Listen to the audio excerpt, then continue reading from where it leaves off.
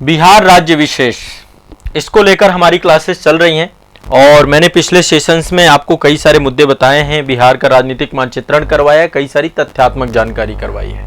आज के सेशन में मैं आप लोगों से चर्चा करना चाहता हूं बिहार का नामकरण और बिहार के राज्य गठन का सफरनामा। यानी आज हम एक टाइमलाइन में चलना चाहते हैं कि कैसे बिहार बिहार बना और आज वर्तमान जो बिहार है जिसमें 38 जिले हैं, ये 38 जिलों का सफर कैसे रहा, है ना। एक बार आपको पता है बिहार का विभाजन भी हुआ है, तो शुरू से लेकर अब तक की बात करते हैं बिहार को लेकर के। आप सभी को पता है प्राचीन बिहार जो था, यहाँ पे बौद्ध धर्म का एक तरीके से प्रभाव क्षेत्र बहुत रहा है, तो यहाँ पे बौद्ध बिहार बहुत ज्यादा थे।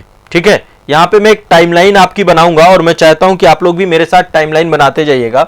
सबसे पहले यदि हम बात करें तो यहाँ पे बौद्ध बिहार बहुत ज्यादा थे बिहार में, आज भी बौद्ध बिहार बहुत ज्यादा है और बौद्ध बिहारों की संख्या बहुत ज्यादा होने के कारण से बिहार मतलब जो आवासीय स्थल होते हैं, दो चीजें होती हैं, एक चैत्य होता है, एक बिहार होता है। तो बिहार चैत्य जो है पूजा स्थल है और बिहार आपका आवासीय स्थल है। तो बौद्ध बिहारों की संख्या बहुत ज्यादा थी, इसलिए 12वीं और 13वीं सदी में जब यहां पर इस्लाम का आगमन हुआ, 12वीं और 13वीं सदी में जब इस्लाम का यहां पे आगमन हुआ, मुसलमानों का आगमन हुआ, तुर्कों का आगमन हुआ, तो उन्होंने इस पूरे प्रदेश का नाम बिहार प्रदेश रख दिया, बिहार प्रदेश रख दिया। तो बिहार के नाम के पीछे का रीजन वहां पे बौद्ध बिहारों की संख्या है। बौद्ध बिहार बहुत बड़ी संख्या में है और यही बिहार प्रदेश आगे चल के बिहार कहलाया।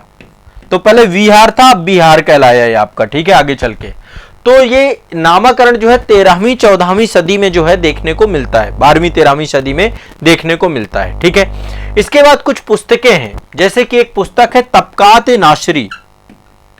तबकात-ए नासरी, ये जितने भी चीजें मैं लिखता जाऊं ना, आप भी इसको ऐड करते जाइएगा। तबकात-ए नासरी का जो राइटर है, इसका नाम है मिनहाजुस सिराज। ये क्वेश्चन पूछा जाता है, इसको याद रखिएगा, ये पुस्तक से कई बार क्वेश्चन बन चुका है। तो जो मिनहाजुस सिराज हैं, मिनहाजुस सिराज के द्वारा 13वीं शताब्दी में, 13वीं सदी में, मिनहाजुस सिराज के द्वारा 13वीं सदी में लगभग जो है 1203 के एडी के आसपास, 1203 एडी के आसपास जो है इसने एक बुक लिखी तबकात-ए नासरी। ठीक है, कौन सी बुक लिखी? तबकात-ए नासरी। इस तबकात-ए नासरी में सबसे पहली बार बिहार शब्द का उपयोग मिला, मतलब बिहार शब्द जो मिला इस प्रदेश के लिए पहली बार इस पुस्तक में मिला। तो पहले तो ये आपको ध्यान रखना है, ये आपका एक फैक्चुअल क्वेश्चन भी बनेगा, सभी लोग ध्यान रखिएगा, सभी बच्चे ध्यान रखेंगे इस बात को। तो तबकात-ए नासरी में सबसे पहली बार, ठीक है, ध्यान रखिएगा, बिहार को लेकर के जानकारी मिली। इसके बाद एक और आपके बहुत बड़े बिहार के कवि हैं जिनका नाम है विद्यापति। विद्यापति, विद्यापति जी के द्वारा कीर्ति लता लिखी गई है, कीर्ति लता। ठीक है, कीर्ति लता जो आपकी है, इसमें जो है बिहार शब्द का उल्लेख मिलता है। तो मिनहाजुस सिराज में सबसे पहले मिलता है, फिर 1390 में कीर्ति लता में यहां पर भी बिहार शब्द देखने को मिलता है। यानी कि बिहार शब्द का उद्भव यहां से देखने को मिलना प्रारंभ होता है, लेकिन अल्टीमेट पीछे कारण ये बौद्ध बिहारों की उपस्थिति है, इसी कारण से बिहार बोला। देखो, भारत के जितने भी प्रदेश है ना, सबके पीछे नाम का कोई ना कोई कारण है। जितने भी प्रदेश हैं सबके पीछे, उनके नाम के पीछे का कुछ कारण है, कुछ रीजन है। जैसे लाइक आप देखिए हिमाचल प्रदेश, तो वो पूरी तरीके से हिम से जुड़ा हुआ है, पर्वतीय प्रदेश है, हिमालय वहां पर भी है, तो हिम का आंचल है ना।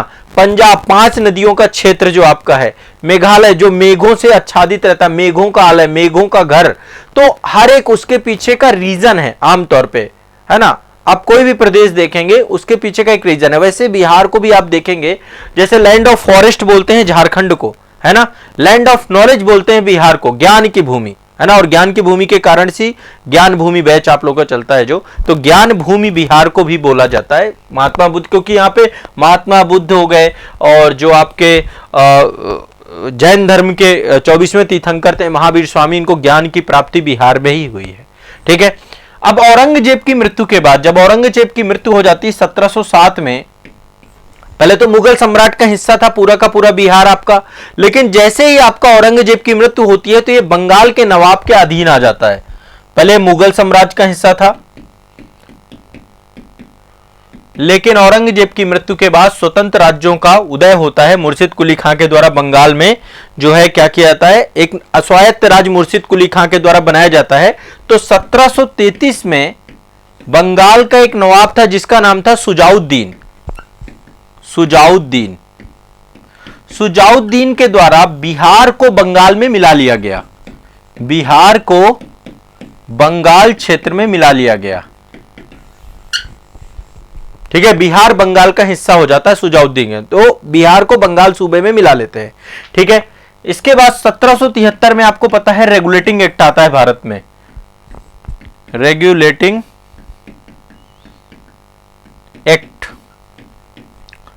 ठीक है, रेगुलेटिंग एक्ट जो आपका आता है, तो रेगुलेटिंग एक्ट के तहत बिहार में एक प्रांतीय सभा का गठन कर दिया जाता है, एक प्रांतीय सभा बना दी जाती है। यहां पे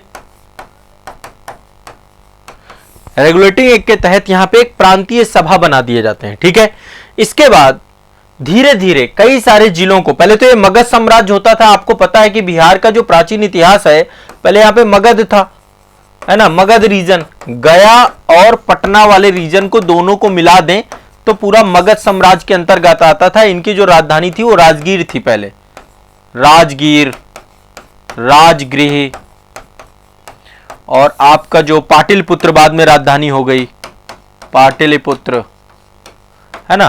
तो यही बिहार जो है आगे चल करके 1773 में यहां पर क्या होता है, एक प्रांतीय सभा का गठन किया जाता है और 1865 में पटना को गया से अलग कर दिया जाता है। पटना को अंग्रेजों के द्वारा, ब्रिटिशर्स के द्वारा पटना को गया से अलग कर दिया जाता है, पृथक कर दिया जाता है। ठीक है, अब देखिए इस समय देश का जो आजादी का टाइम पीरियड था, बहुत सारे लोग जो है इस समय थे, जैसे डॉक्टर सच्चिदानंद सिन्हा, महेश नारायण, नंद किशोर लाल, श्री कृष्ण सहाय, माफ कीजिएगा मैं कुछ यहां पे नाम लिख रहा हूं, डॉक्टर सच्चिदानंद सिन्हा,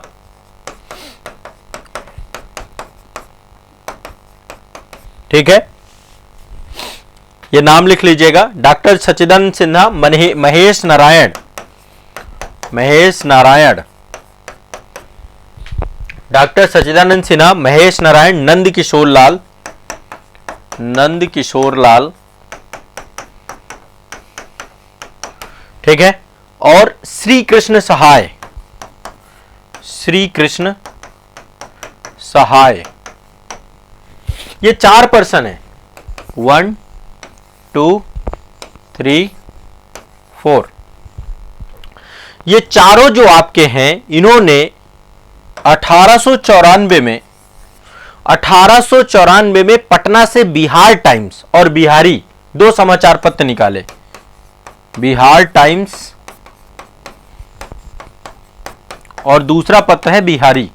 देखिए मैं एक चीज बताऊं, बिहार के लोगों को कई जगह पे बिहारी कह करके संबोधित किया जाता है।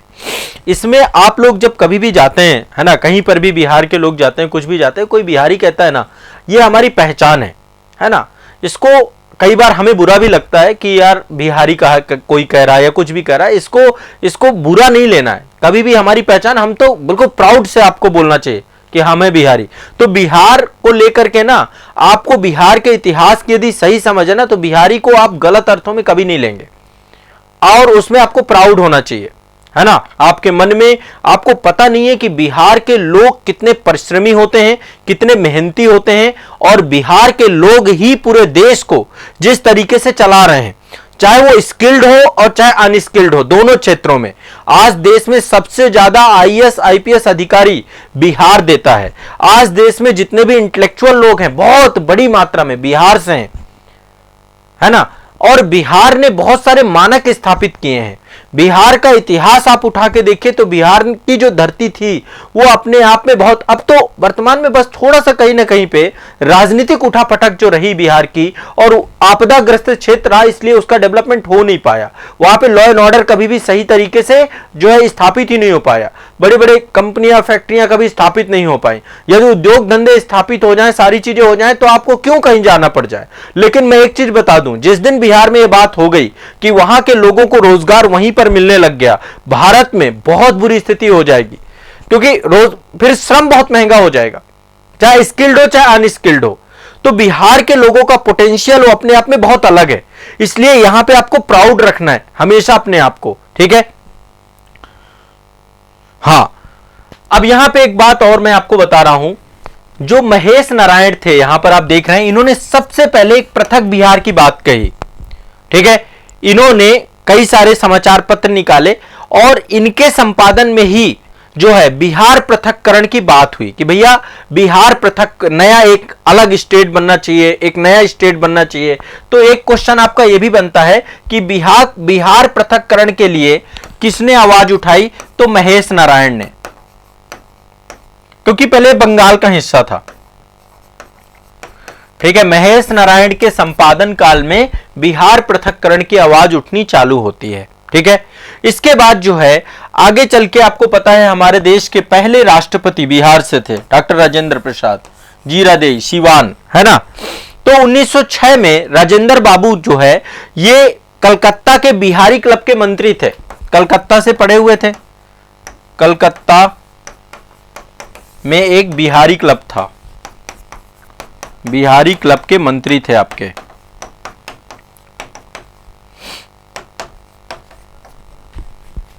थोड़ा सा कहीं ना कहीं पे अभी एजुकेशन का स्तर भी बिहार में बेहतर करना पड़ेगा, शिक्षा व्यवस्था बहुत बुरी है। जब मैं कभी बिहार के बच्चों से बात करता हूं, आप लोगों से डिस्कस होता है, तो आप बताते हैं सर 3 साल का कोर्स जो है वो 5 साल में पूरा हो रहा है, 4 साल का कोर्स वो 8 साल में पूरा हो रहा है। इतना बुरा हालत है वहां पे यूनिवर्सिटी, स्कूलों, कॉलेजेस सबके, मतलब स्थिति बहुत खराब है, ठीक है। तो ये स्थिति जो है ना अपने आप में सही करनी होगी, ठीक है। इसके बाद देखिए यहां पर क्या है, 1906 में कलकत्ता में बिहारी क्लब के मंत्री रहे डॉक्टर राजेंद्र प्रसाद, राजेंद्र बाबू। इसके बाद जो है एक बिहारी छात्र सम्मेलन का आयोजन किया गया इसी टाइम पीरियड पे, जिसमें सच्चिदानंद सिन्हा, महेश नारायण, इन सबके द्वारा भारी भरकम जितने भी बड़े बड़े नेता थे सभी ने एक बिहारी छात्र सम्मेलन कराया, और इसमें बिहार के छात्रों की एक स्थायी समिति बनाई गई आजादी के पहले, और इससे बिहार पृथककरण आंदोलन को और बल प्रदान हुआ, ठीक है। तो डॉक्टर सच्चिदानंद सिन्हा जो आपके थे, और आपके जो सच्चिदानंद सिन्हा जी के साथ साथ आपके महेश नारायण थे, इन सभी नेताओं के परामर्श से, विचार विमर्श से एक बिहारी छात्र सम्मेलन बुलाया गया और छात्रों की एक कमेटी बनाई गई, है ना। और उससे जो है बिहार पृथककरण आंदोलन और बेहतर होना चालू हो गया, ठीक है। इसके बाद बिहार प्रादेशिक सम्मेलन का पहला अधिवेशन आपका पटना में हुआ 1908 में। बिहार प्रादेशिक, और एक भावना आ गई कि बिहार को एक अलग राज्य के तौर पे होना चाहिए। इसकी डिमांड लगातार आगे बढ़नी चालू हुई पटना में। यह पहला सम्मेलन था। आपको पता होगा इसके बाद जब बंगाल विभाजन हो जाता है, 1905 में ही बंगाल विभाजन की बात होती है, आगे चल के 1912 में बंगाल विभाजन को रद्द कर दिया जाता है, लेकिन बिहार को अलग कर दिया जाता है। बिहार एक पृथक स्टेट के तौर पे जो है आपका 1912 में बनता है। सूरज कुमार जी कह रहे हैं सर बिहार में कानून व्यवस्था सही नहीं है, बिहार के नेताओं ने बिहार को डुबा दिया। देखिए यहां पे सबका योगदान है। बिहार में जो लीडर्स हैं उनको चुन कौन रहा है, आप ये सोचिए ना, चुन कौन रहा है? हम ही सब मिलके चुन रहे हैं ना। तो प्राइमरी जिम्मेदारी देखी जाए तो लोकतंत्र में जनता की होती है। आप अच्छे लोग भी चुन के, अब बिहार में आपको क्या लगता है सारे लीडर ऐसे ही हैं? सारे ऐसे नहीं है, बहुत अच्छे अच्छे लीडर्स भी हैं वहां पे, है ना। बिहार ने तो ऐसे ऐसे लीडर्स दिए, कर्पूरी ठाकुर जैसे लीडर दिए, बिहार ने राजेंद्र बाबू जैसे लीडर दिए, और मुझे लगता है ऐसा लीडर पूरे भारत में कहीं नहीं होगा। कर्पूरी ठाकुर जी को इस बार भारत रत्न मिल रहा है। आप कभी उनका इतिहास सुनिएगा, उन्होंने जो ईमानदारी के, सत्यनिष्ठा के पैरामीटर्स डेवलप किए वो शायद किसी ने किए होंगे एक मुख्यमंत्री रहते हुए प्रदेश के। तो मतलब, लेकिन अब दुर्भाग्य रहा बिहार के लोगों का कि वो डायरेक्शन वो चल नहीं पाई पीढ़ी, वो पीढ़ी लगातार समय के साथ साथ भ्रष्टाचार के भेंट चलती चली गई, ये हो रहा दुर्भाग्य। तो देखो आज लोकतंत्र व्यवस्था में हमारी भी जिम्मेदारी है ना, प्राइमरी हम सब कुछ नेताओं पे नहीं थोप देंगे, ये हमें समझना होगा कि कौन हमारा हित करेगा, कौन हमारा हित नहीं करेगा, है ना। ये जो है सबसे जरूरी चीज होती है, और ये एक सामान्य समझ होती है सभी को लेकर के। तो राजनीति का जितना योगदान है उतना योगदान जो है कहीं ना कहीं पे बिहार में लोगों का भी है। वहां के लोग जब तक इस बात को नहीं समझेंगे तब तक बेहतर नहीं होगा, ठीक है। तो 1908 में पटना प्रादेशिक सम्मेलन आपका हुआ, ठीक है। और इस अधिवेशन में जो है मोहम्मद फखरुद्दीन के द्वारा बिहार को बंगाल से पृथक करके एक नए प्रांत के तौर पे अलग बनाने का जो है प्रस्ताव भी रखा गया। मोहम्मद फखरुद्दीन के द्वारा, यह भी ध्यान रखिएगा, एक अलग से प्रस्ताव रखा गया कि भैया बिहार को अलग कर दीजिए बंगाल से, बिहार अलग और बंगाल अलग, बिहार और बंगाल को अलग करने की बात यहां पर उठने लग गई, ठीक है, सेपरेट करने की बात उठने लग गई। इसके बाद जो है अन्य कई सारी आपकी कांग्रेस जो है कमेटीज रही, बिहार प्रदेश कांग्रेस कमेटी का गठन भी किया गया 1908 में। 1908 में बिहार प्रदेश कांग्रेस कमेटी का गठन किया गया, ठीक है, बिहार प्रदेश कांग्रेस कमेटी का गठन किया गया। और इसके बाद जो है पहले अध्यक्ष चुने गए हसन इमाम, इसके पहले अध्यक्ष चुने गए हसन इमाम। पहले अध्यक्ष कौन चुने गए? हसन इमाम, ठीक है, पहले अध्यक्ष चुने गए हसन इमाम, ठीक है। ये पहला सम्मेलन आपका जो इसका था, इसका पहला सम्मेलन जो है आपका देखिए, पहले बिहार प्रादेशिक समिति का पहला सम्मेलन आपका 1908 में पटना में हुआ, फिर अब लगातार 1909 में फिर से बिहार प्रादेशिक समिति का दूसरा सम्मेलन हुआ, दूसरा सम्मेलन बिहार प्रादेशिक समिति का दूसरा सम्मेलन हुआ। पहले सम्मेलन में फखरुद्दीन के द्वारा बिहार राज्य की अलग मांग रखी गई थी, ठीक है। और जो दूसरा सम्मेलन आपका हुआ 1909 में हुआ, भागलपुर में हुआ, 1909 भागलपुर, बिहार प्रादेशिक समिति का दूसरा सम्मेलन कहां हुआ? भागलपुर में, बिहार में। इसमें फिर से बिहार को अलग करने की मांग पर बल प्रदान किया गया, बिहार को अलग प्रांत के तौर पे बनाया जाए, इसको लेकर डिमांड और तेजी से उठने लग गई, ठीक है। तो 1911 तक बिहार जो है बंगाल प्रेसिडेंसी का हिस्सा था, 1911 तक बिहार क्या था? बंगाल प्रेसिडेंसी का हिस्सा था। बंगाल विभाजन को रद्द करने के लिए आगे चलकर आपको पता है कि स्थिति आपकी काफी दबावपूर्ण बनती है, और 1911 में जो है शाही दरबार का आयोजन भी किया जाता है 12 दिसंबर 1911 को। तो आप ध्यान समझिएगा, 1911 में बंगाल प्रेसिडेंसी का हिस्सा था। केंद्रीय विधान परिषद में 1911 में ही सच्चिदानंद सिन्हा और मोहम्मद अली के द्वारा बंगाल से बिहार को विभाजित करने का प्रस्ताव पेश किया गया। सच्चिदानंद सिन्हा और मोहम्मद अली, इनके द्वारा क्या किया गया? एक प्रस्ताव लाया गया। प्रस्ताव कहां लाया गया? केंद्रीय विधान परिषद में, केंद्रीय विधान परिषद। किस लिए लाया गया? ताकि बिहार को बंगाल से अलग किया जाए, अलग प्रांत बनाया जाए, ठीक है। इसके बाद शाही दरबार का आयोजन हुआ, शाही दरबार का आयोजन हुआ। कब हुआ? 12 दिसंबर 1911 को। शाही दरबार का आयोजन हुआ 12 दिसंबर 1911 को, ठीक है। और इसमें जॉर्ज पंचम आए। कौन आए इसमें? जॉर्ज पंचम। बंगाल विभाजन रद्द कर दिया गया था इसमें, ठीक है। और कहते हैं इसी समय जो गवर्नर जनरल थे वो थे Lord Hardinge. Lord Hardinge governor general थे इस समय, लॉर्ड हार्डिंग गवर्नर जनरल थे। और इसी समय कहते हैं बंगाल से बिहार और उड़ीसा को अलग कर दिया गया। बंगाल प्रेसिडेंसी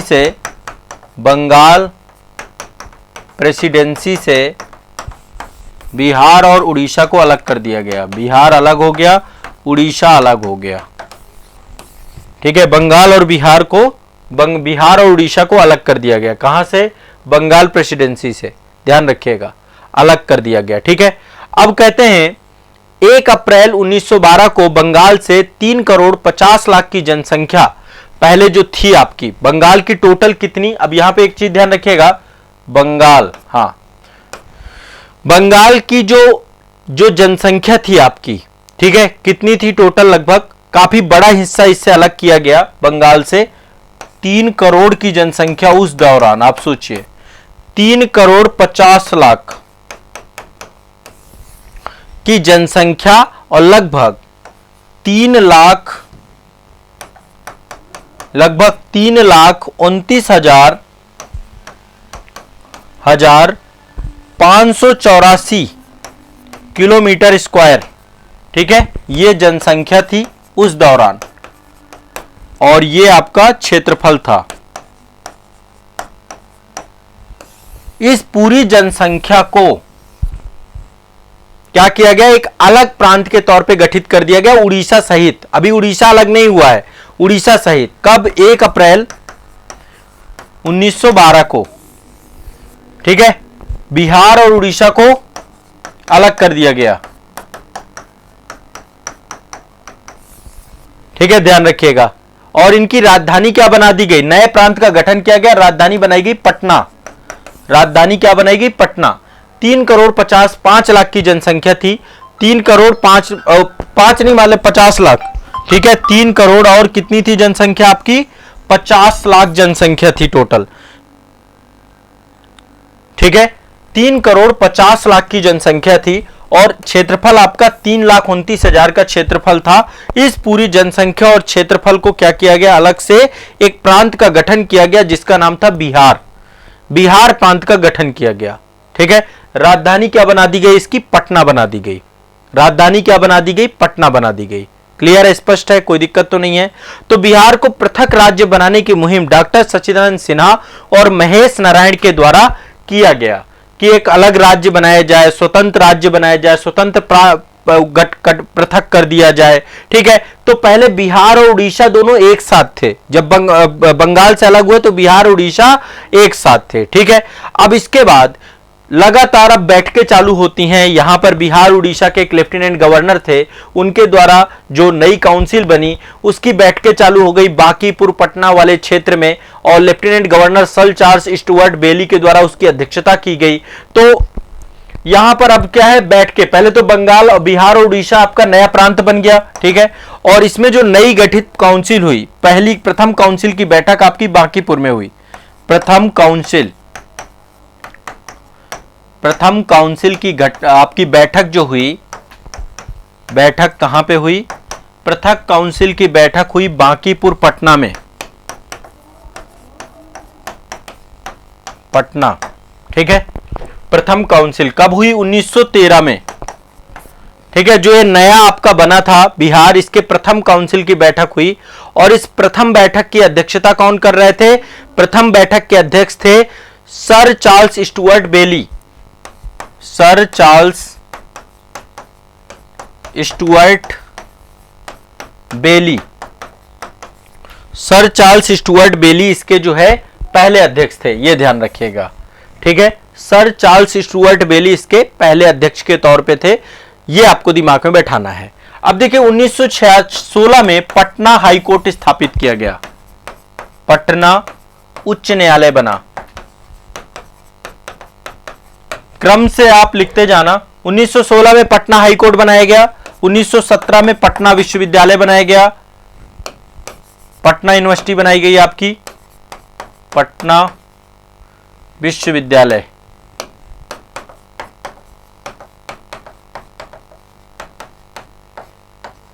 कब बनाया गया, 1917 में। पटना विश्वविद्यालय कब बनाया गया, 1917 में, ध्यान से रखिएगा। ठीक है, अब इसके बाद आपको पता है नया एक्ट आता है मार्ले मिंटो सुधार, 1919 का अधिनियम जिसे बोलते हैं। तो 1919 में बिहार को पूर्ण राज्य का दर्जा दे दिया गया, 1920 में उड़ीसा को पूर्ण राज्य का दर्जा दे दिया गया, दोनों को अलग अलग पूर्ण राज्य का दर्जा प्रदान कर दिया गया। तो 1920 में बिहार, वो माफ करेगा 1919 में बिहार को पूर्ण राज्य का दर्जा, राज्य का दर्जा और उड़ीसा को पूर्ण राज्य का दर्जा 1920 में। ठीक है, बिहार और उड़ीसा को पूर्ण राज्य का दर्जा अलग अलग मिल गया, बिहार को 1919 में और उड़ीसा को 1920 में। ठीक है, और इसके जो बाद में बिहार के पहले गवर्नर बनाए गए सत्येंद्र प्रसन्न सिन्हा को बनाया गया। प्रथम गवर्नर किसको बनाया गया? प्रथम गवर्नर बनाया गया सत्येंद्र प्रसन्न मिश्रा, लॉर्ड सत्येंद्र प्रसन्न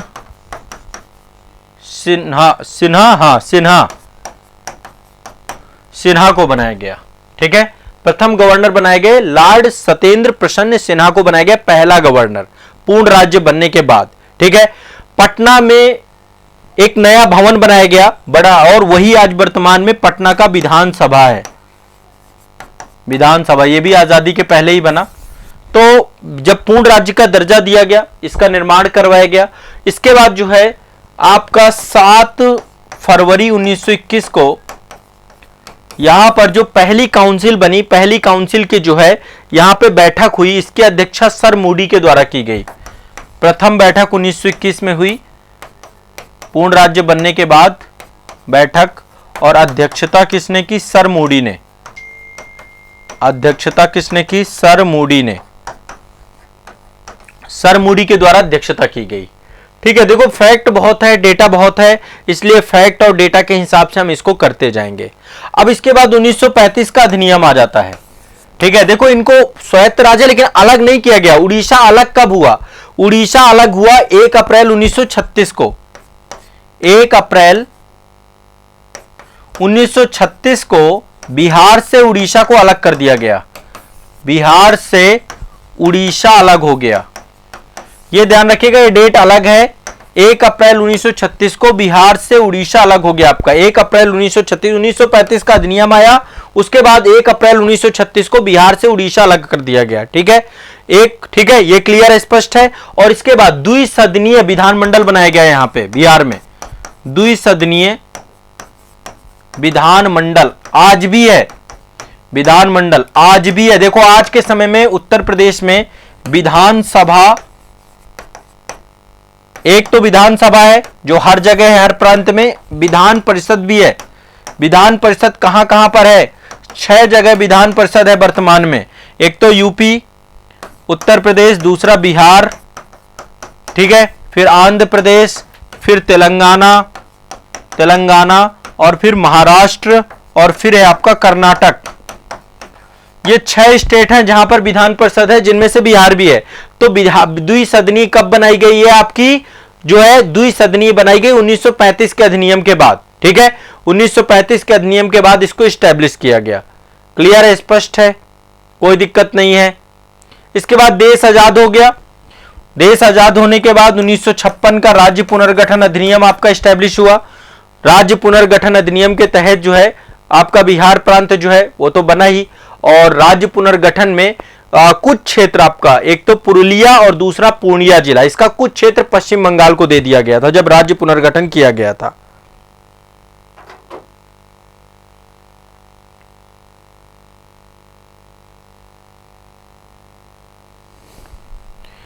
ठीक है, अब आगे चलते हैं। यहां पे देखिए 15